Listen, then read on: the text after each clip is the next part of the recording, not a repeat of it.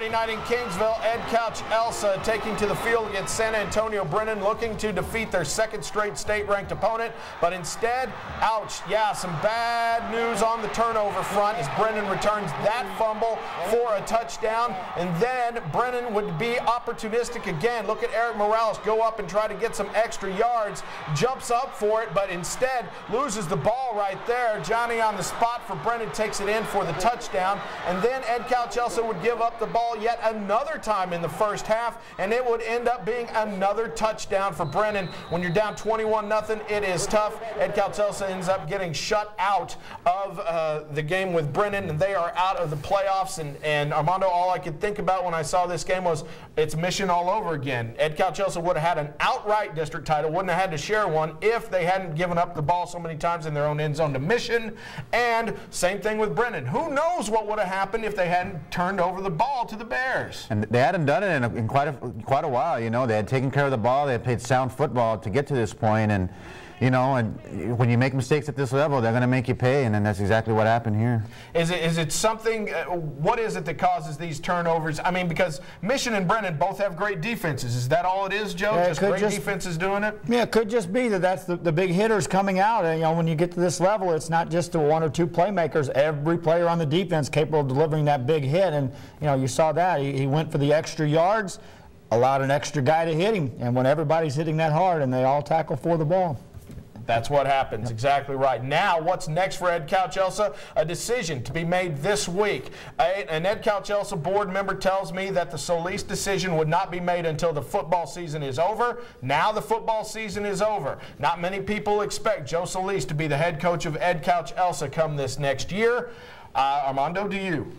No, I do not. I mean, I just don't see how they could bring him back. I said it a month ago. I'll say it now, especially how well they played the last 3 or 4 weeks. I just really don't see how they bring him back. Well, and that being said, does that mean that Joe Garcia is the #1 candidate? Will they promote from within? Was this last 5-game stretch an audition for him to be the next head coach? You know, he should get serious consideration. You know, he held that team together. I mean, they went through so much this year, and the job he did with that group, I mean, it just major kudos to him. Your thoughts on Joe Garcia? Should he be the next head coach of the Jackets? Should be given a chance. They knocked off a state-ranked team. You know, they made it to the 3rd round of the playoffs. Amongst all of the stuff going on, you know, you got to at least look at his resume and say, here's some proof. Yeah, and that offense started playing a little better when Joe Garcia opened it up a little more when he took over as well. Speaking of coaches, well, there is going to be a new one, we think, for Mac High, a new athletic coordinator. The thing is that none of the other coaches at Mac High would like a new athletic coordinator. A big rally across from Veterans Memorial Stadium this past week in support of Tony Harris. Every single head coach of every athletic program at Mac High came out and said they want to keep Harris, signed a letter to the superintendent to that effect. They reassign him.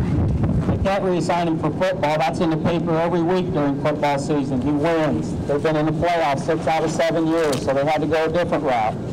They chose because the athletic program at Mac High has problems, because we need to go in a new direction. I assure you, there are no problems in the athletic program at Mac High. There's only one direction for us to go, and that's down. And I don't know why our administration wants that.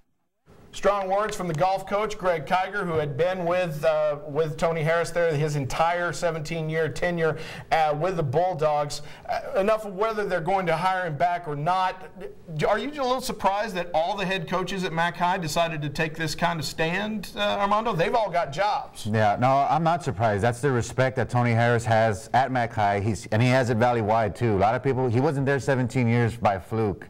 You know, he has a solid program, and this just shows you what kind of leader he is if everybody stood up for him that way. And everybody did. Yeah, across the board, every coach, and that sends a message to me saying, you know, that this guy's got a lot of support, and may want to look one more time.